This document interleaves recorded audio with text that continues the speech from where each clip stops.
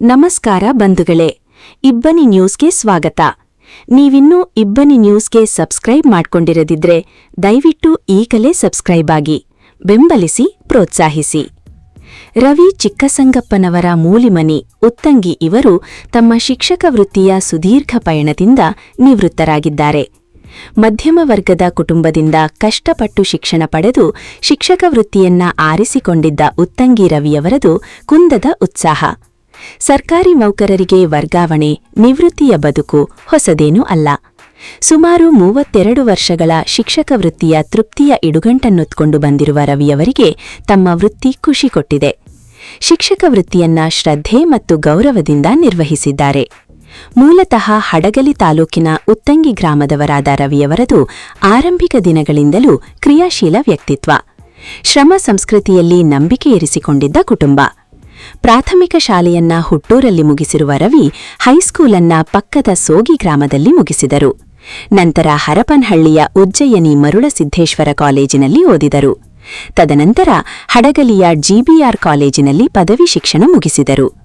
ಕುವೆಂಪು ವಿಶ್ವವಿದ್ಯಾಲಯದ ದೂರ ಶಿಕ್ಷಣ ಕೇಂದ್ರದಲ್ಲಿ ಎಂಎ ಪದವಿ ಪಡೆದುಕೊಂಡಿರುವ ಮೂಲಿಮನಿ ರವೀಂದ್ರ ಅವರದು ಮಹತ್ವಾಕಾಂಕ್ಷೆಯ ನಡಿಗೆ.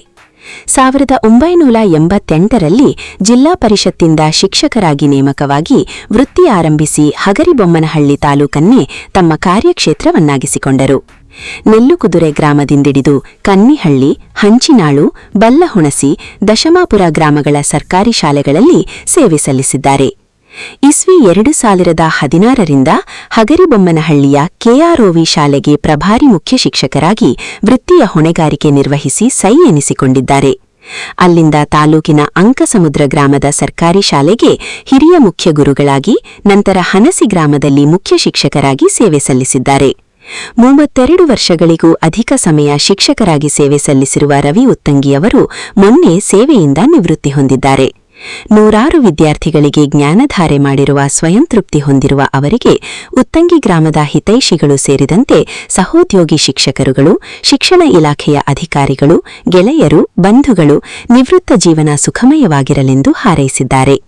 ಹಾಗೆಯೇ ಇಬ್ಬನಿ ನ್ಯೂಸ್ ಬಳಗದಿಂದ ಅವರಿಗೆ ಶುಭಾಶಯಗಳಿರುತ್ತವೆ. ನಿವೃತ್ತಿ ಎಂದರೆ ಎಲ್ಲದೂ ಮುಗಿದು ಹೋದಂತೆ ಅಲ್ಲ. ಬದುಕು ಮತ್ತೊಂದು ಆಯಾಮ ಪಡೆದುಕೊಳ್ಳುವ ಹೊತ್ತು, ಮತ್ತೊಂದು ಮಗ್ಗಲಿಗೆ ಹೊರಳಿದಂತೆ ಅಷ್ಟೇ. ಉತ್ತಂಗಿ ರವಿಯವರ